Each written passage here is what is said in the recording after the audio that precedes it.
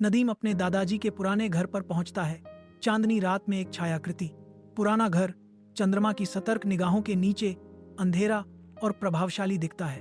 खंडहर घर के चारों ओर अलगाव लिपटा हुआ है। हवा में आशंका की भावना भारी है। नदीम पुराने घर के केंद्र में खड़ा है, छाया और धूल से घिरा हुआ। हवा भूली हुई यादों से भरी हुई है। चांद की रोशनी अज्ञात की ओर जाने वाली सीढ़ियों पर भयानक छाया डालती है। नदीम एक बंद दरवाजे के सामने गलियारे के अंत में खड़ा है। वह हथौड़े से जंग लगे ताले को तोड़ता है और वह आवाज शांति में गूंजती है। दरवाजा चरमराहट के साथ खुलता है, जिससे एक कमरा पूरी तरह से अंधेरे में डूबा हुआ दिखाई देता है। एक अलंकृत दर्पण अकेला खड़ा है, जिसकी सतह सारी रोशनी सोख लेती है। नदीम आगे बढ़कर उस निषिद्ध कमरे में प्रवेश करता है। आने वाले अंधेरे से अनजान, भारी दरवाजा धड़ाम से बंद हो जाता है, जिससे वह एक भयानक कैद में फंस जाता है।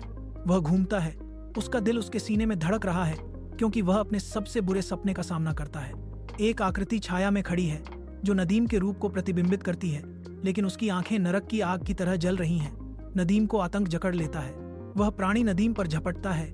उसकी आंखें द्वेष से चमक रही हैं। दर्पण के प्रतिबिंब में नदीम के बजाय प्राणी दिखाई देता है। नदीम को दर्पण में खींचा जाता है और वह उसकी गहराई में गायब हो जाता है।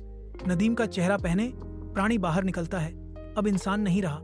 वह प्राणी नदीम के रूप में नकाबपोश घर से निकलता है, सड़क पर गायब हो जाता है।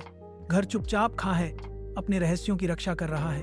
निषिद्ध कमरे के अंदर दर्पण नदीम को शाश्वत अंधकार में फंसा देता है।